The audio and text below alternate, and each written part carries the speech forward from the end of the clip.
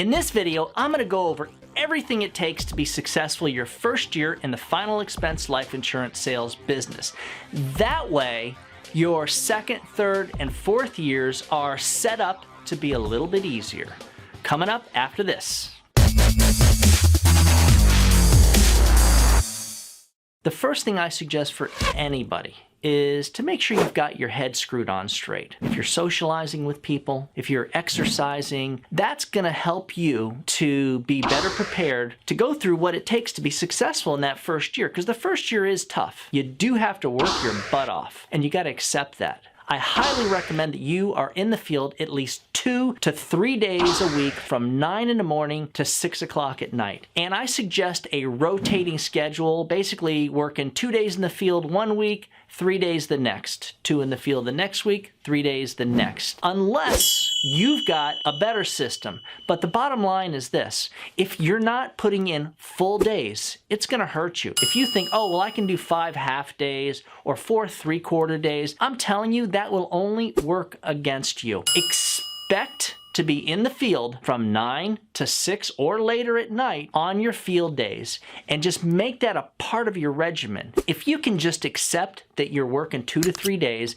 and when you're working a 9-hour day in the field, that's just gonna make things so much easier. So working 2 to 3 days in the field, what that means is 2 to 3 days on the phone setting appointments. Now, unless you are really taking a limited amount of leads, or you're just terrible on the phone, then yeah, you want to door knock all your leads. One of the first things you do need to learn is how to door knock. That's very, very, very important. But setting appointments up, the idea is you roll through your leads 6, 7, 10 times a day, and that's how you're gonna book yourself up. And I highly recommend, since we're touching on that topic, that you make your calls today for tomorrow. Try not to set anything up more than a day out.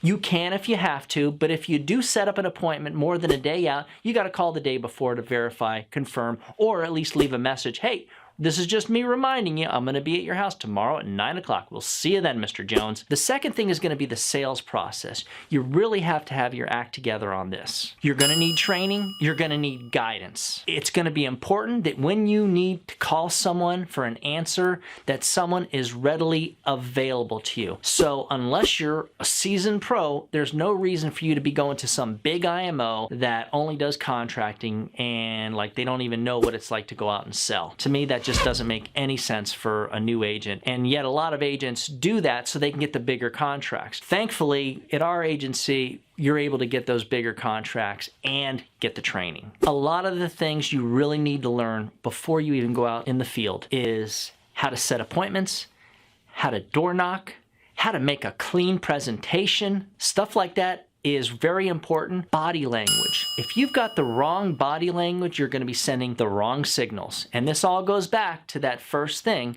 having a positive attitude. One of the other things that I always teach my agents is to make sure they're working in the right areas, the right zip codes. What we do for our agents is we pull data to help guide them, because there's certain zip codes you absolutely do not want to waste your time in. And unfortunately, with a lot of these big insurance marketing organizations, what they do is they basically say, okay, where do you want to work? What county? What zip codes? They don't help you, they ask you. So now you, with no experience, is asking for the wrong areas to work in.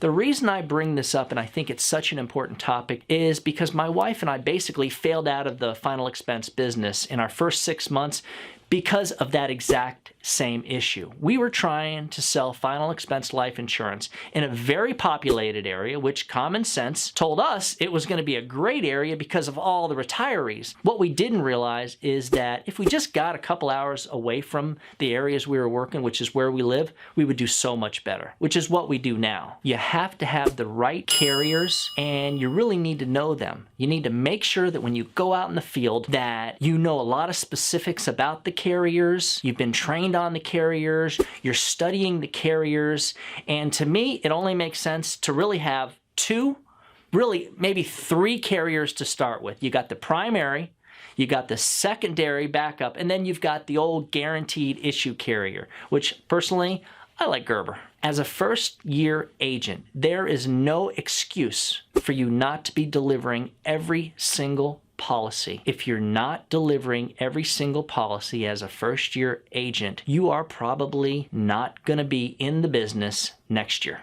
It's just not going to happen. Deliver your policies. Don't be lazy. This is going to set things up for your second year. It's very important. The third topic is service work.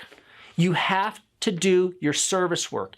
You've got to chase people that cancel. You got to chase people that the money's not there. We call it NSFs, insufficient funds. You don't want to call them and try to save deals over the phone. You want to always go to their house to save any type of a deal or to do any type of a change. If you try doing this type of service work over the phone in your first year, you most likely will not be here next year. Guys, that's a lot of stuff, and it's really just a lot of basic stuff. But to me, those are the basics that every agent needs to be successful his first year.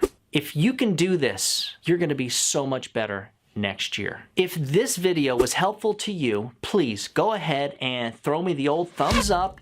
Better yet, if you haven't subscribed, feel free to subscribe to my channel. If you've got an ideal for a topic, you can go ahead and write something in the comments below. If you'd like a copy of the custom memorial planning guide that we put together for our agents, go ahead and shoot me an email. Hopefully you got something out of this video and it really helps to set you up for that first year. I know there's several things that I could have touched on and spoken about that I didn't talk about, but if you've got any questions, in other words, if you're a new agent and you really want to get into that first year, or maybe you've already started that first year and you know you need a lot of help, go ahead and make a comment below and hopefully we can help get you straight so you can get good, quick, and then in the next couple of years, have no problem making a six-figure income. Guys, if there's anything you need, please, you can always email me at ufinsurance@gmail.com.